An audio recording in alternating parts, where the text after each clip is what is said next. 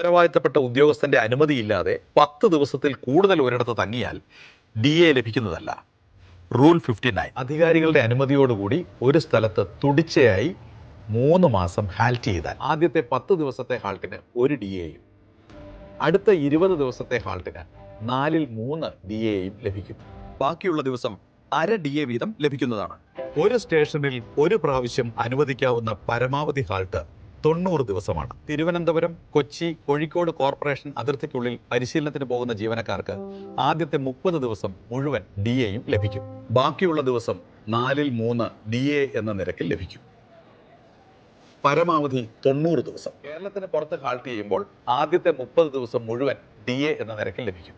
ബാക്കി ദിവസം 4ൽ 3 DA എന്ന നിരക്കിലും ലഭിക്കും. സ്ഥലം മാറ്റവുമായി ബന്ധപ്പെട്ട യാത്രയുടെ തുടക്കം ഉദ്യോഗസ്ഥന്റെ താമസ സ്ഥലത്ത് നിന്നായിരിക്കും കണക്കാക്കുന്നത്. ഹെഡ്ക്വാർട്ടേഴ്സിൽ നിന്നും 50 കിലോമീറ്റർ ദൂരപരിധിക്ക് ഉള്ളിലുള്ള ഒരു സ്ഥലത്തേക്ക് ഔദ്യോഗിക യാത്ര ചെയ്യുമ്പോൾ ഔദ്യോഗിക ഡ്യൂട്ടി തുടങ്ങുന്ന ദിവസം മാത്രം യാത്ര തുടങ്ങേണ്ടതുണ്ട്. ഔദ്യോഗിക ഡ്യൂട്ടി അവസാനിക്കുന്ന ദിവസം തന്നെ മടക്ക യാത്ര ചെയ്തിരിക്കേണ്ടതുമാണ്. ഹെഡ്ക്വാർട്ടേഴ്സിൽ നിന്നും 50 കിലോമീറ്ററിന് പുറത്തുള്ള ഒരു സ്ഥലത്ത് ഡ്യൂട്ടിക്കായി പോകുമ്പോൾ ഔദ്യോഗിക ഡ്യൂട്ടി തുടങ്ങുന്ന ദിവസത്തിന്റെ തലേ ദിവസം തന്നെ യാത്ര തുടങ്ങാം. അതുപോലെ തന്നെ ഔദ്യോഗിക ഡ്യൂട്ടി അവസാനിക്കുന്ന ദിവസത്തിന്റെ അടുത്ത ദിവസം മാത്രം മടക്കയാത്ര ആരംഭിച്ചാൽ മതിയാകുന്നതാണ്.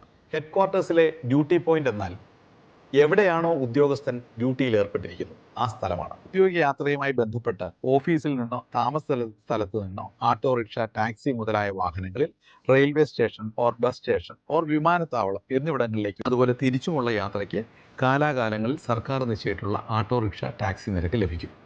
പരമാവധി ഒരു ദിവസം 300 രൂപ. ഒരു യാത്രയുമായി ബന്ധപ്പെട്ട് ഒന്നോ അതിലധികമോ സ്റ്റേഷനിൽ പോകേണ്ടി വരുമ്പോൾ റെയിൽവേ സ്റ്റേഷനിൽ നിന്നോ ബസ് സ്റ്റേഷനിൽ നിന്നോ ഏറ്റവും ദൂരം കൂടിയ സ്റ്റേഷൻ പ്ലേസ് ഓഫ് ഹാൾട്ടായി കണക്കാക്കേണ്ടതാണ്. ഒരു ഉദ്യോഗസ്ഥന് അനുവദിക്കപ്പെട്ടിരിക്കുന്ന ക്ലാസ്സിൽ മാത്രം യാത്ര ചെയ്യേണ്ടതാണ്.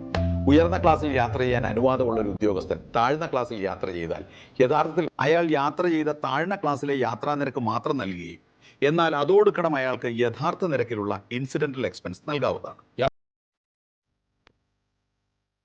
പരിശീലനവുമായി ബന്ധപ്പെട്ട് ഒരു ഉദ്യോഗസ്ഥൻ 90 ദിവസത്തിൽ കൂടുതൽ ഹാൽറ്റ് വരുന്ന സാഹചര്യത്തിൽ ടൂർ TAയ്ക്ക് പകരം ട്രാൻസ്ഫർ TA ലഭിക്കുന്നതാണ്.